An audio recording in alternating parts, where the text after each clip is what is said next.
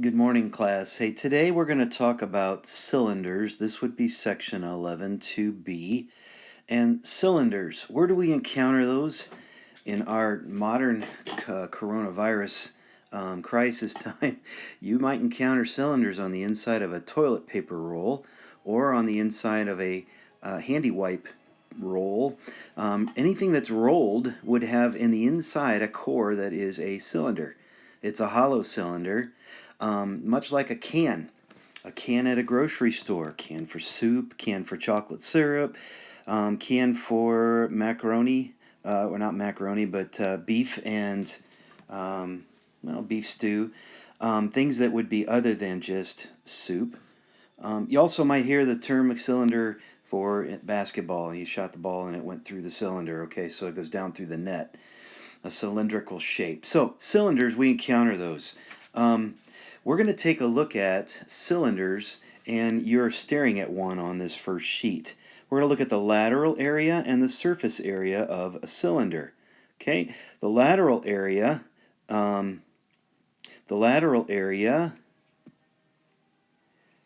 I can't seem to get, there we go. The lateral area, which is this one, is the shape that goes around the outside of the cylinder. So I'm going to drop down here. The formula for lateral area is 2 pi r times h. Well, 2 pi r is the shape, or the length rather, of the circumference of the circle. Well, that's very much like what we did on the prisms that we were looking at, but it was the perimeter, or the length of the distance around the base. Well, this cylinder, this circle, has a cylinder has a circle for a base. So now we're looking at the length around the circle, which is 2 pi r. Okay, times then h is the height. Now, if you go down a slide real quick, you get this idea. Now, say we cut down the length of the cylinder, just like we would on a toilet paper roll. If you unraveled it, look at this, it's unraveling, and notice, whoa, I got a rectangle, okay, on the inside. Now, if there was caps on it, okay, so say we've got caps on the ends of this, like a can, then we have a net that's going to look like this critter right there, okay? The net is going to look like a large rectangle with two circles attached. Those are your bases, all right? So we're going to get rid of some of that stuff, and I'll come back to it in a minute. Let's go back up, and we're going to look at the surface area. So just like the surface area for a prism was the lateral area plus two bases, we have the same thing here. Surface area is lateral area plus two bases. Or the surface area is the two bases, 2 pi r h. Now that would be the lateral area. 2 pi r being the circumference times the height. There's the h. Plus 2 pi r squared. Pi r squared would be the base. Well, there's two of them. There's a top and the bottom.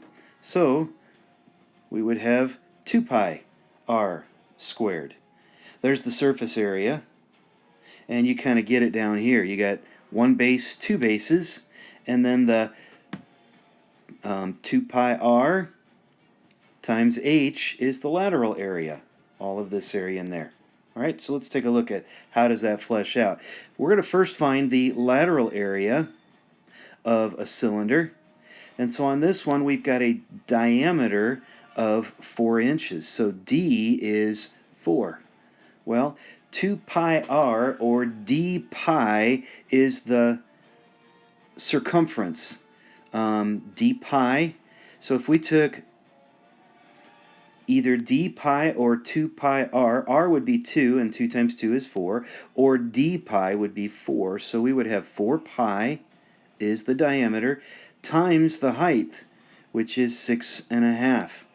So if we took the lateral area, which would be the 4 pi times 6.5, okay, and 4 times 6.5 would give me a lateral area of 26 pi, and this was in inches squared.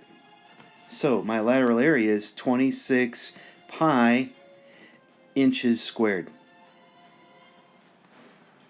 Now if you took that and rounded it out to the nearest whole number, now you would take 26 times 3.14. Okay, so you get your 26 times pi, round it out to the nearest whole number. It's going to end up with be 82 pi inches squared. So I'm just following the instructions on this. Will it always be rounded to the nearest whole number? You'll have to follow your instructions. On this one, we've got a diameter of 6. So D is 6, which is the same as twice the radius. So the circumference, which would be the perimeter, so let's go ahead and just call that perimeter, would be 2 pi r or pi d. Since we got d, let's call it 6 pi.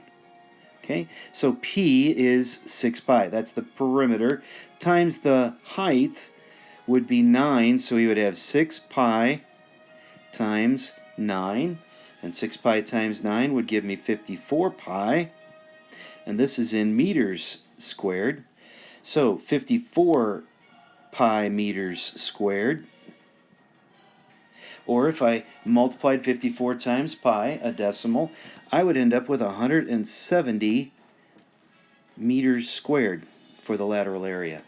Okay? So following the instructions, there are my lateral areas. Now how's that going to impact the surface area? Let's go down to the next slide. Now we're just going to add two bases. So it's going to be lateral area, which we just found, plus 2 bases. All right, the 2 circles, the can top and the can bottom. Now let's take a look at this. So if my r is 4 and my h height is 6, okay, so 2 pi r, my circumference, p is the circumference of the base, okay, and that's going to be 2 times pi times 4, or 8 pi.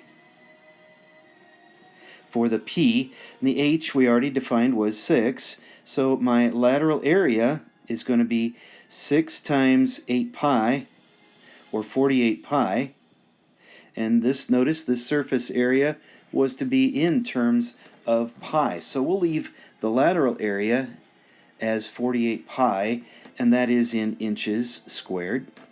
All right. Then the base, which would be pi r squared, and r we said was, up here was 4, so we're going to take 4 and square it times pi, which would give me 16 pi. Now if I double that, so base is 16 pi, so 2b would be 32 pi.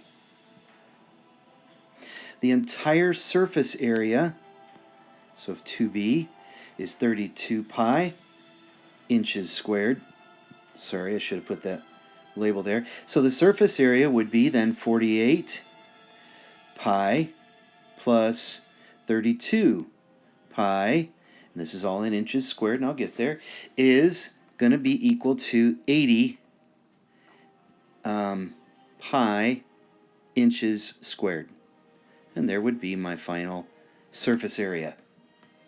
Take a look at one more of those. Here the radius down here is 10 centimeters. Okay, so my perimeter around this, or the circumference of that circle, would be 2 pi times 10, or 20 pi. That would be the circumference, or if you wanted, the perimeter. Okay, perimeter, then the height is 9. The lateral area is going to be 20 pi times 9, or 180 pi. 180 pi. That's the lateral area. Again, it says in terms of pi. Lateral area, 180 pi. So surface area is lateral area plus 2b. We got to find the base. Well, if r is 10, pi r squared would be the area of the base. Let's get rid of that. Sorry. The base then would be pi r squared, or pi times 10 squared. That's 100 pi. There's my base. 10 squared is 100 times pi. So 2b would be 200 pi. And if I take 180 and 200 and add those guys together, that's going to give me a surface area of 380 pi centimeters squared. And there's my surface area. Okay. Last one. Now, if you're on a roller, this is going to be a lateral area because we aren't looking at the sides, we're only looking at the roll. And the roll is going to give us, remember, it's going to be that rectangular shape where the height is, 6 inches. And the length would be the circumference. So the perimeter is 2 pi r. R is 2.5. So 2 times pi times 2.5. And 2 times 2.5 is 5 pi. Okay, so if we took 6 height times the perimeter, 5 pi, we would get 30 pi. Now, do we want to leave it as 30 pi? Look at the instructions, and the instructions do not specify 30 pi inches squared. Doesn't specify. So my lateral area would be in exact terms 30 pi inches squared. And we'll just go ahead and leave it since it didn't specify. All right. If we were required to do that, you just take 30 times pi, and that would give you the decimal value and appropriately round. But they didn't ask us to round right there, so we'll just leave it as this. Hey, I hope you're having a good week. I'll get back with you later. Thanks. This is 11-2B. Bye.